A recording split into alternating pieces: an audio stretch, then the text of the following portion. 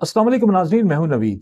नाज़रीन, 800 अरब रुपए का इनकम सपोर्ट प्रोग्राम जो है, इसका एक बड़ा हिस्सा माली इमदाद के लिए मुख्तस किया गया है। अगर यही मंसूबा और यही माली जो इमदाद है, अगर मखसूस शोबे में खुद कफालत के प्रोग्राम में इसको प्रमोट करने के लिए लगाया जाए तो बहुत सारी हमारे जो माली मसाइल हैं वो हल हो सकते हैं, बल्कि कौमी मुस्तकबिल महफूज हो सकता है। आज हमारे प्रोग्राम में जो हमारे साथ एक्सपर्ट, हमारे तज्जियाकार मौजूद हैं, अब्दुल्ला गुल साहब, उनसे बात करते हैं। जैसा कि आपको इल्म है कि 800 अरब रुपए की खती रकम एक माली शोबे में इसको मखसूस की गई है। क्या ये एक हिस्सा उन नौजवानों के लिए रोजगार के वसाइल को पैदा करने के लिए अगर लगाया जाए तो आप क्या कहेंगे इस बारे में? इस टाइम पे लोगों को खैरात का, ज़कात का, सदक़ात का, अतियात का वो मोहताज नहीं करना। वो एक बड़ी मशहूर चाइनीज़ कहावत है कि आप मछली पकड़ के नहीं देते बल्कि मछली पकड़ना सिखाते हैं।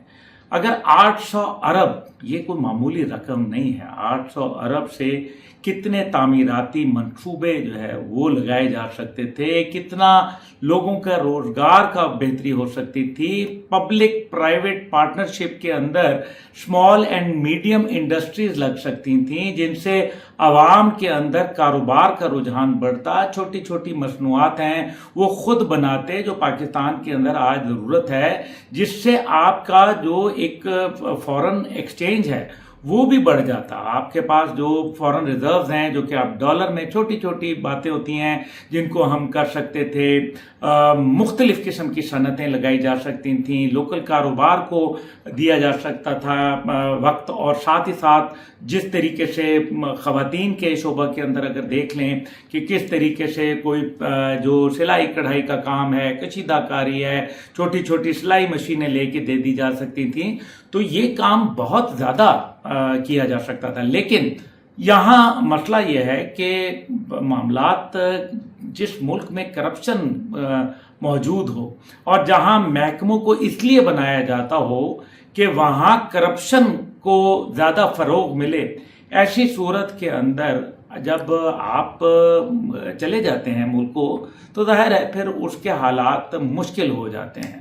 सर, क्या माली इमदाद की बजाय रोजगार के, खुद कफालत के, बाइज्जत रोजगार पैदा करना, क्या ये ज्यादा मुफीद नहीं है हमारी कौम के लिए? जी दुरुस्त आपने कहा कि देखें, ये एक बड़ी खतीर रकम है और इससे तामीराती मंसूबे शुरू किए जाते, अवाम के अंदर शऊर आता, बहुत सारे काम छोटे बुनियाद, यानी कि आपने एक ज़माने में आपने देखा कि टायर जो थे वो हाथों से तब्दील किए जाते थे। जब कोई टायर बस्ट हो जाता था, पंक्चर हो जाता था, फिर वो मशीनें आ गईं। उन मशीनों के ज़रिए थोड़ा सा रोज़गार, कुछ भी नहीं थी, कोई कीमत नहीं थी उस मशीन की। वो अब पाकिस्तान एक ज़रई मुल्क है, ज़रई इस्लाहात के लिए आपको ज़रूरी है कि मॉडर्न मशीनरी का इस्तेमाल करें। छोटे छोटे काम किए जा सकते थे, तजुर्बाती फार्म बनाए जा सकते थे। इसी तरीके से ब्लू इकॉनमी पे जोर दिया जा सकता है, फिश फार्मिंग, दीगर इस किस्म के मनसूबा जात। छोटे छोटे लोगों को कहते हैं कि जी यहाँ आपको छोटे छोटे हम वो फार्म हाउसेस बना देंगे जिसके अंदर आप मुख्तलिफ जानवर पैदा करें, उनको पालें, बढ़ाएं और उनसे आप फ़ायदा लें। इसी तरीके से ग्रीन हाउसेस बना के आप बहुत सारी सब्जियां और दीगर चीजें हासिल कर सकते थे। यानी कि इसमें बड़े कर्जे और बड़े लोन्स की बात नहीं है। सर, क्या फलाही रियासत के तस्वुर को मजबूत करने की जरूरत है, उसके साथ साथ मईशत में भी इस्लाहात लाने की जरूरत है आपके ख्याल में? लेकिन फलाही रियासत जो है, क्या वो सिर्फ एक वो रियासत होती है जो कफालत की बुनियाद के ऊपर होती है? तो नहीं, कफालत के मुख्तलिफ तरीके हैं। उसके अंदर अपना जोरे बाजू के ऊपर खड़ा होना है। जैसे अक्सर मैं ये मिसाल देता हूँ, लोगों से बात करता हूँ कि जो लोग हमारे बैरून मुल्क रहते हैं, ख़ासतौर पे इंग्लैंड वगैरह में, तो वो हर महीने अपने यहाँ मीरपुर और दीगर इलाकों के अंदर कुछ पैसे भिजवाते रहते हैं कि उन्होंने कुछ घर बांधे हुए हैं, किसी को 50 पाउंड, किसी को 100 पाउंड, और या इसी तरह से डॉलर में या यूरो के अंदर वो पैसा आता है पाकिस्तान के मुख्तलिफ शहरों में, दीना वगैरह में। और यहाँ के लोग जो हैं वो महीने का इंतजार करते हैं, महीना खत्म پیسے ختم, اس کے بعد پھر وہی کام شروع ہے, پھر مانگے تانگے کے لیے بیٹھے ہوئے ہوتے ہیں.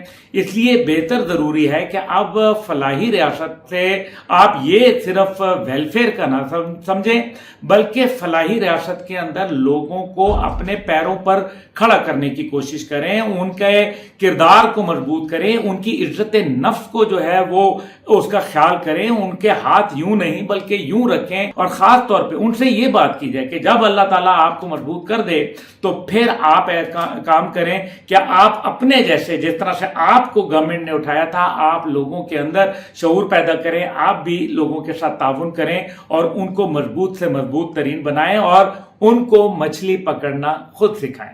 سر, وقت دینے کا بہت شکریہ. ناظرین, جو معاشرے امداد پر پلتے ہیں وہ کبھی ترقی نہیں کر سکتے, اور خود کفالت ہی بہترین راستہ ہے. میں اپنے پروگرام سے اجازت چاہوں گا. السلام علیکم.